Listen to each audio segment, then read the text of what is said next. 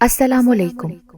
محلے میں بچوں کو عربی اور ناظرہ قرآن پڑھانے والی باجی کے گھر آٹا اور سبزی نہیں ہے، مگر وہ باپردہ خاتون باہر آ کر مفت راشن والی لائن میں لگنے سے گھبرا رہی ہیں۔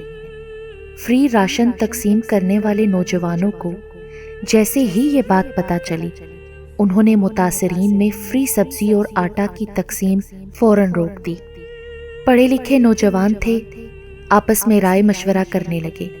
بات چیت میں طے ہوا کہ نہ جانے کتنے سفید پوش اپنی آنکھوں میں ضرورت کے پیالے لیے فری راشن کی لائنوں کو تکتے ہیں، مگر اپنی عزت نفس کا بھرم رکھنے کی خاطر قریب نہیں پھٹکتے۔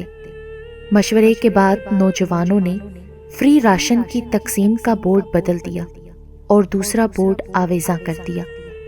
ہر طرح کی سبزی 15 روپے کلو، مسالہ فری، آٹا چاول دال 15 روپے کلو، خصوصی آفر۔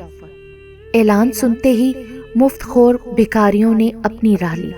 سفید پوش اور لاچار طبقہ ہاتھوں میں 10-20 روپے کے ساتھ خریداری کے لیے آ گیا۔ قطار میں کھڑا ہونے سے انہیں گھبراہٹ نہ ہوئی، نہ ہی ہلڑ بازی ہوئی۔ لائن میں ایک طرف بچوں کو قرآن پڑھانے والی باپردہ باجی بھی مٹھی میں معمولی سی رقم لیے اعتماد کے ساتھ نمناک آنکھوں کے ساتھ کھڑی تھیں۔ ان کی باری آئی، پیسے دیے، سامان لیا اور اطمینان سے گھر آ گئیں۔ سامان کھولا، دیکھا ان کے ذریعے ادا کی گئی پوری قیمت سنت یوسف کی طرح ان کے سامان میں موجود ہے، لیکن انہیں خبر تک نہ ہو سکی تھی کہ کس نے وہ پیسے کب ان کے سامان میں رکھے تھے۔